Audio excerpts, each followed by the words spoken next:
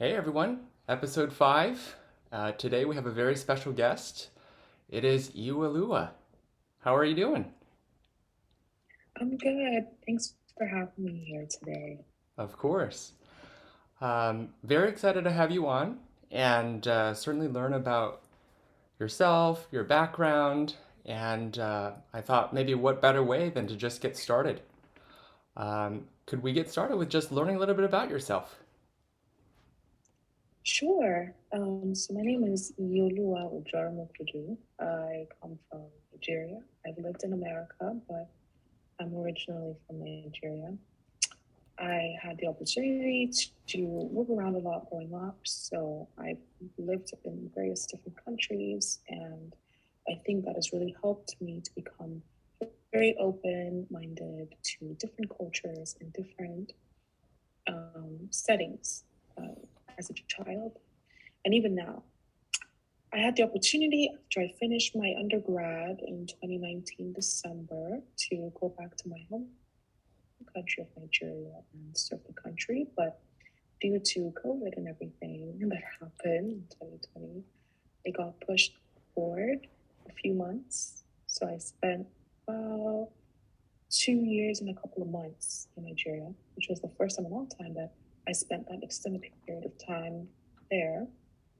And due to that experience, I have a newfound passion to help the country with cybersecurity, just due to the high rate of cybercrime that goes on in Nigeria Hmm. at the time and even now. And the MICS program was a fantastic avenue for me to expand my skills and to also connect with wonderful individuals like yourselves in the professional world who are doing various things across either the technical or non-technical skills that they're building alongside the skills that they already have within the MICS program. And yeah, that's me right now. Well, cool. Welcome. Um, I'm curious. Did you consider any other graduate programs than Mike's? And if so, what was it that made you pick Mike's? Okay, so I definitely considered other programs just because of I don't want to say how difficult it is to get into this program, but just how notoriously uh, wonderful and selective the committee is about who they allow into the program. So I really didn't think I was going to get in. To be quite honest, I don't have that much professional background. And so most people that I've met have been working for at least 5, 10, 15, even 20 years. And I'm spring chicken, essentially, still navigating my way through this tech world. So the other programs I considered were all in state. I'm from Texas, so all the other programs that I was considering were in Texas. So I was considering University of Houston because I'm from Houston. They have a really good master's program. I was also considering University of Dallas and also UT Austin as well. So all the other schools that I was considering were in state. This was the only out of state, but then it's online, so I can still be in state and do it. Yeah. So those are the programs that I was looking at. Well, I'm glad you chose because that means you and I don't know actually, Jonathan, have you had any classes with Iyioluwa? I have not had the pleasure yet. So Yeah. Yeah, we might get a class together soon. Hopefully, Yeah. I'm taking operating system security and citizen clinic next semester. oh my gosh, you're taking the Citizen Clinic. I Yeah, really want to take the Citizen Clinic. I love Tiffany. She's the bomb. Yeah, I did not have her as my instructor for 200. We had Stephen Booth together, Yeah. and he was also awesome. Yeah. But yeah, I'm really excited to get to work with her. What classes are you taking this coming semester? I'm taking the network security class. I think it's one of the courses we have to take when we come into the program, one of the core courses. And then my elective is the fifth domain in government class. I was planning to take it anyway. I wanted to take machine learning, but it filled up real quick, so I wasn't able to get in. But I'm still taking a class that I want to take, which is the fifth domain class. Yeah. Iyioluwa and I might see us in the same class, machine learning. Hopefully, the wait list people get included. So fingers crossed, and maybe I get to have a class with her finally. But we definitely did study groups together. Iyioluwa started a study group for crypto, and kind of going back to uh, could I get into Berkeley? Berkeley's very challenging. I think we all are finishing crypto or have finished. Jonathan finished it last semester. And we are 2 weeks from finishing our semester. How do you feel? I feel really great. I have heard so much negative things about crypto to the point where I was very, very anxious. I wouldn't really say anxious, but I was a bit concerned about this class just because every single person that I've ever spoken to that has taken this class, they've not had nice things to say. They've all said pretty much the same thing, which is it's very, very difficult. It's going to require so much out of you. You're going to work really hard. You're going to sweat. It's going to be hell on earth. And quite frankly, it wasn't that bad. And I think what helped a lot was the study group. I think having a group of people that you can bounce ideas off of and learn from really helped me personally because I do tend to thrive in group settings. Yeah. I guess that's just my learning style. But now that we're almost done, I can't lie. I can't wait to do that huge sigh of relief that, okay, we did it. It's done. It's dusted. No more crypto again. But I think I'm probably going to go back and do a couple of the modules a few more times just to, I guess, make it really solid in my head because I don't want to lose any of the things that I've learned in any of the courses that I'm taking currently and will take. Did you have any experience with Python before you started the MICS program? No. All my courses, it was mostly Java that I did. So this was like my first time with Python. So it's been an interesting learning curve. Do you feel like the programming fundamentals course was really helpful for getting you ready for crypto, or in hindsight, do you think you could have taken crypto your first term? I really don't think that I could have taken crypto my first term just because, again, I was a complete newbie to Python. I mean, it is kind of similar to Java, but it's more simple than Java, I would say. It's not, you don't have to declare as much, but I personally think that it still helped me. I still gained a lot of knowledge about how to write code in Python and also a lot of the errors because I made so many errors. So whenever I see certain errors now, I know how to fix them because I've made them so many times. And 206 gave me that platform or that avenue to make those mistakes. And my Professor McCullough, was very, very helpful to me. I probably saw her at least once a week in a private office hour because I always had questions. I was always that student that had so many questions, and she was very available to me to help me out. So I definitely think that I gained a lot from that class, and I don't regret taking it. I think it was good for me. I'm in the same boat. I did the same thing with you. Office hours super important. Practice is super important, and when you learn something, you had mentioned something really keen to me, which was you've made that mistake many times before, and now you know, and now you're really good at said topic. If you can go back, and this is for those who feel very anxious about getting started with the program, doing 202, what advice would you have, and maybe how would you do it again if you did anything differently? I think the first advice that I would give would be to form a study group, reach out to people that you don't know. I think the best thing you can do is just put an announcement in the class Slack and just say, hey, I would like to create a study group. Anybody interested? I'm very certain that at least a couple people would be interested. Yeah. And you guys can just kind of carry yourselves along through the course. And also, going to office hours is very important. It does not only help you to understand the material, but you can also establish a relationship with the professor. For example, with crypto, Aaron and I have become, I would say we've become friends. And I've asked him quite a few questions outside of the class just to understand things, cryptography concepts Yeah. outside of class. And I don't think I would have had that opportunity if I never messaged him before. I mean, maybe he would have, but I don't think he would be so quick to answer because he's very quick to answer Yeah. Slacks that I send anyway.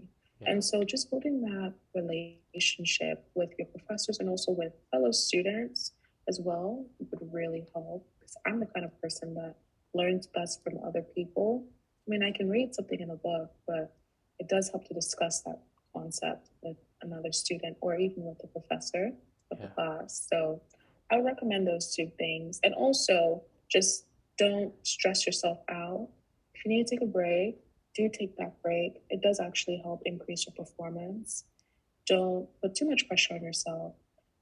If you don't understand the concept, that's okay. There are also a lot of resources online to help with some of the material that we're working on.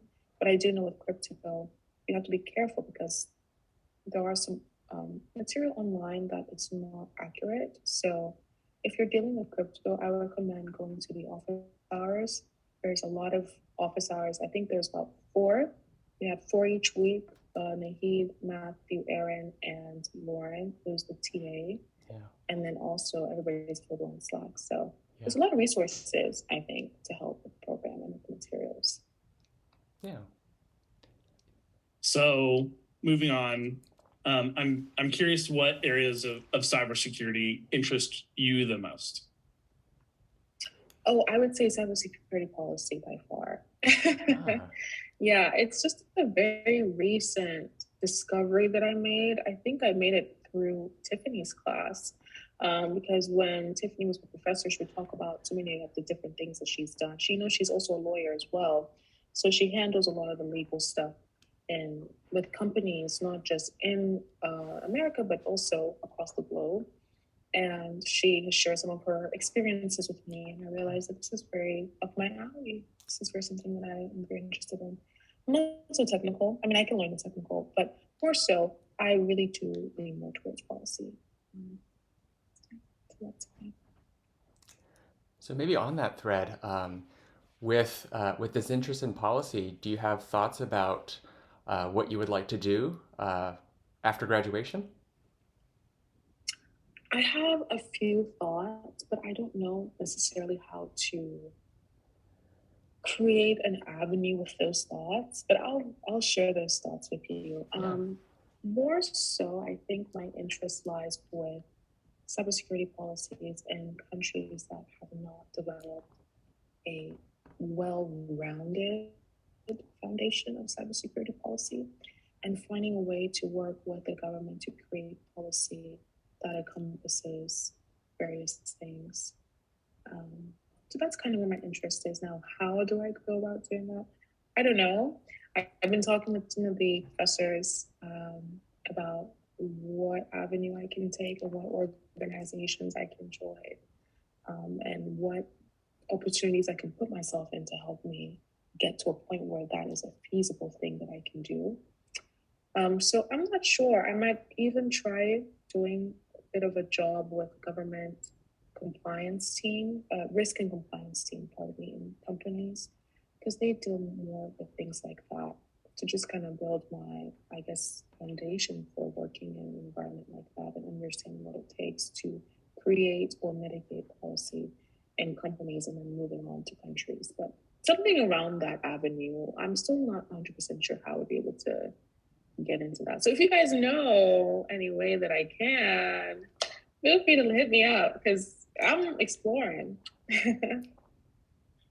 Yeah, cybersecurity policy is a big thing and getting bigger. So it's definitely an important area that we need knowledgeable people in. So it would be great to have you there too.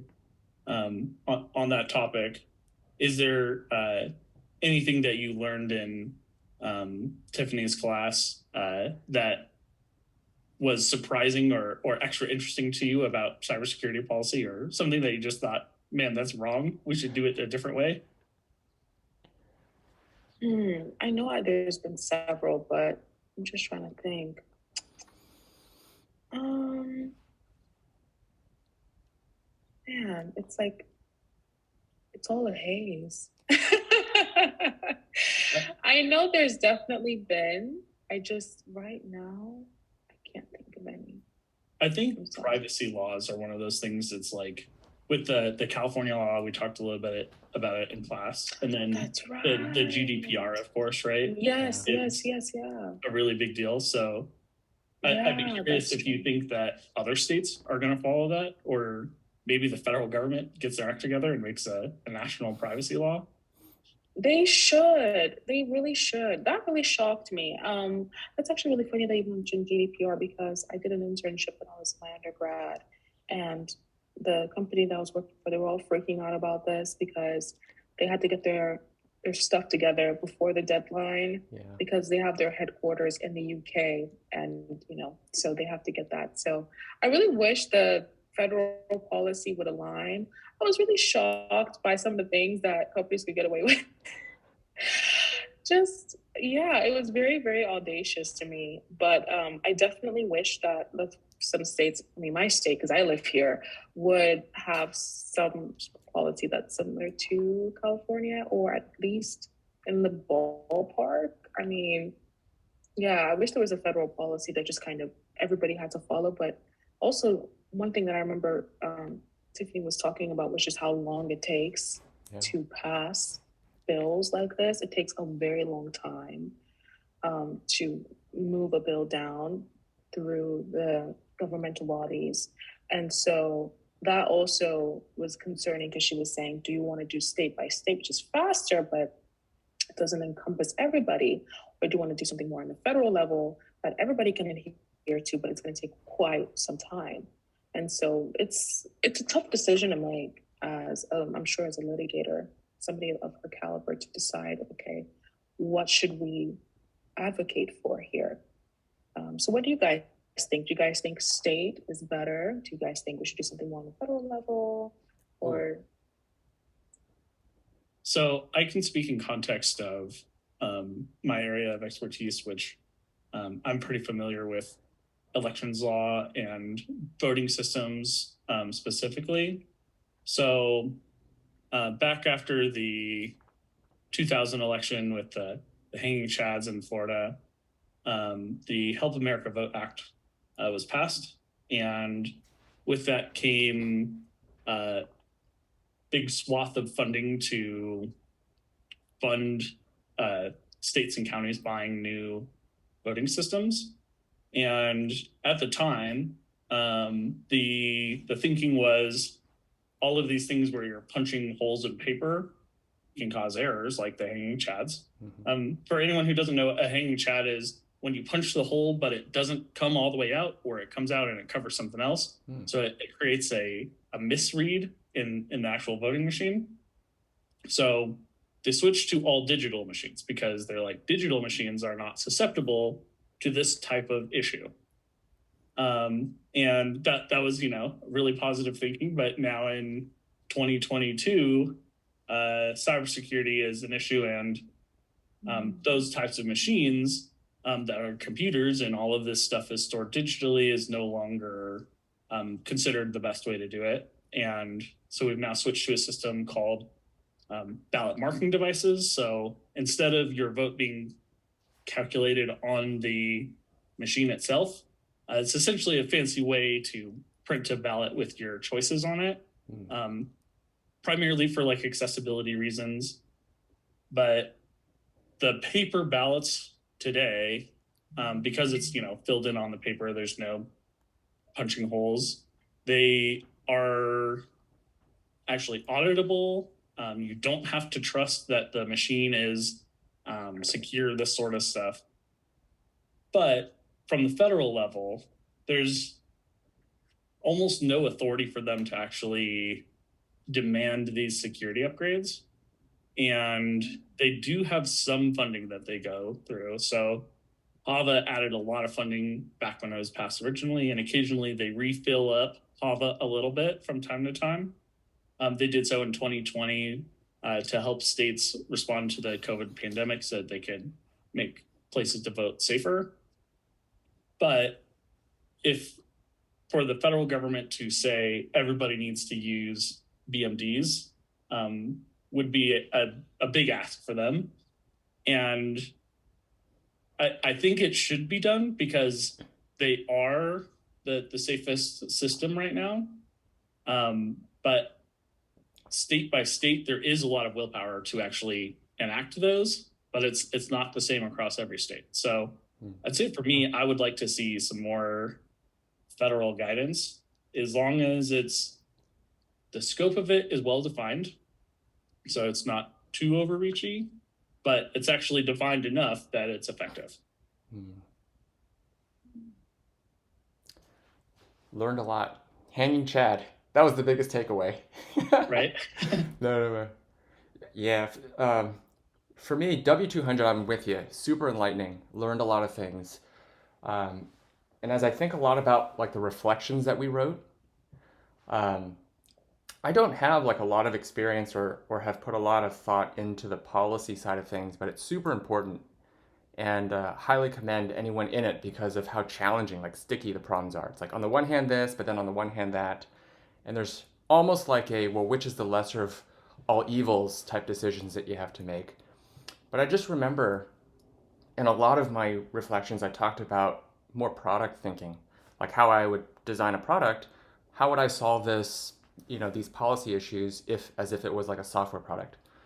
So I think it may be faster to do things at a state by state level, simply for speed and iteration. One challenging part is if you have way too many people, too many cooks in the kitchen, it makes it very hard to get something global nationally.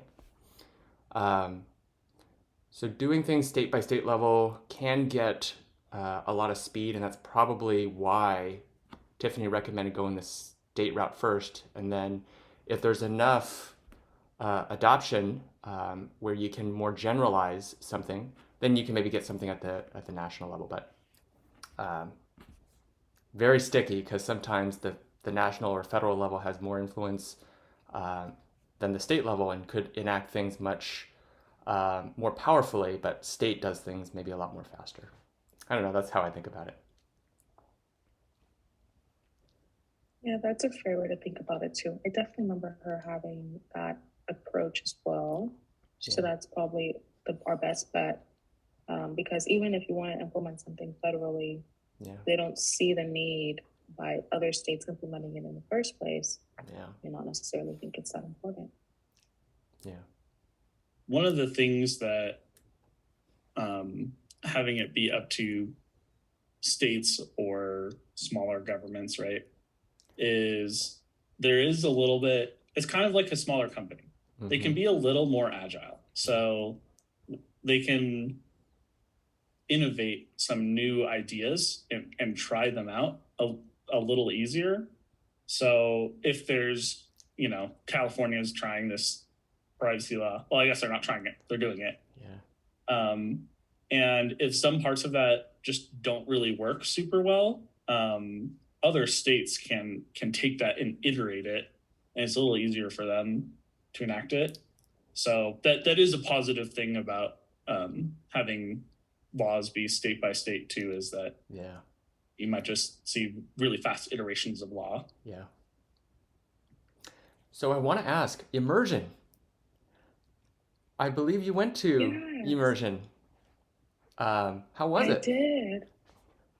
It was great. It was really great to see some of the classmates that are in my class. I met a couple of people, but I feel like a lot of people from our cohort are going next term, or next year rather. But it was nice. It was really good. It's my first time in San Francisco, so that was also a nice experience as well. But more importantly, it was really great to meet quite a few of the MICS students, even former MICS students that were there. I got some really great advice. and I got to meet some of the faculty. I met Matthew, actually, who's one of the professors for crypto. Cool. That was nice. I've never met him before, so that was really cool. And I also met Miss Sarina, who is professor for 206. I think she's the other professor, but we still connected with each other online. So it was really nice to meet her and to see her. Yeah. And just, it was a really wonderful experience. You get to learn different things. We did capture the flag, which is really cool because I'm going to be taking network security next term. And I know there's a lot of capture the flag in that course. And there was also a really wonderful talk given by one of the managers of Amazon. And she spoke about some really interesting concepts that I've never really thought about, which was pairing music majors together with some of the people in her team because they're really great at finding patterns. So I never really thought about that. So just, it was very intriguing. I met some very, very interesting people across the tech field, not just my students, but we had some really wonderful speakers. I actually met Mr. Kim Jones. I think he is a professor now for 200, Cyber 200. Yeah. And he pretty much did a whole seminar essentially about what it means to be a CISO and some of the decisions that you have to make, and it's all about managing risk. And it was very fantastic to get that insight from somebody that is actually currently a CISO. I just thoroughly enjoyed the experience. It was very wonderful. And I recommend it. Honestly, it really is that great to get to meet some other course mates you've never met before. But more importantly, you leave with some skills and even some connections that you may not have thought you would have met otherwise. So it was great. Yeah, that sounds awesome. I'm very excited to go to immersion. I also have never been to San Francisco. I think the last time I was even in California, I think I was a 10-year-old and we went to Legoland. So I'm not going to lie, Legoland was pretty awesome. I don't know if it's going to live up to the Legoland, but I'm still looking forward to it. What about you, Jason? Yeah, I was planning to go, but I had a last minute obligation that took me away. But I'm native to Berkeley area, live in San Francisco specifically. So I do go to Berkeley a lot, and it still wows me a lot. I tend to take a group of other students. We just walk around the campus. We try to do it like once a month. Um, but very much looking forward to going to Berkeley Immersion because every time I've been to Berkeley, it's usually the weekend and everything's closed. So I haven't gotten to see, really what's on the inside of campus. Definitely know other students that I can, definitely connect more with. So very much looking forward to immersion myself. So yeah, the campus is very beautiful. Yeah, I'm very much looking forward to seeing the campus. Totally gonna take all the classic pictures in front of the arch, right? You got it. You have to. Yes. You have Yeah. to. You have to. Yeah. So to wrap up a little bit, we always like to ask people about what's something that you're passionate in technology or otherwise, and tell us a little bit about that. I think it's gonna be the same answer that I gave, which is cyber policy. I just never thought there was a thing like that, because I feel like if I didn't go this route, I probably would have become a lawyer. So it's like a nice blend of both of those things. Just understanding different government policies. I'm very fascinated by history and government. I've always been, as a young person, for growing up, I always loved history class, always loved government class. I found it very interesting.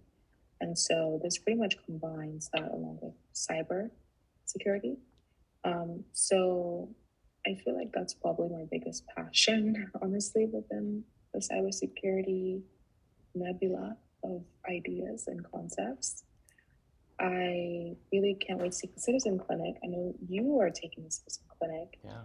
And I feel like that gives you a little bit of insight, just a little bit into what it takes to, I guess, help and create policy for a company. So that's why one of the reasons why I really want to take the clinic. And also because Tiffany's teaching it and I just love Tiffany. She's just so cool. So Yeah. I have one more question, which is Okay. we are 2 weeks away from finishing. Do you have a celebration that you are planning to do?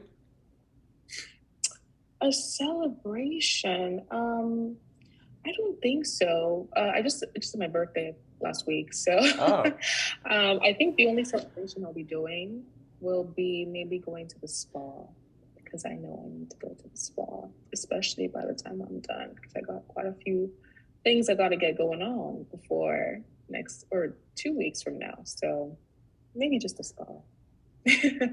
What about you guys? For me, I'm gonna count going to DEF CON as part of this celebration, right? Oh, Because that's just okay. placed perfectly between semesters. So I don't know if that was on purpose that the iSchool just scheduled their semesters around DEF CON. I'm gonna conspiracy theory say yes. But yeah, that's what I'll say. Going to DEF CON. we got to ask Lisa That's now. Yes. Hey, is there a correlation between when DEF CON is? Um, I don't know what I'm going to do yet. Probably the DEF CON celebration thing with Jonathan. Um, uh, Probably spend a lot of time out in nature. I love to hike, get outside for a little bit. Mm. And I also love to like pre-read.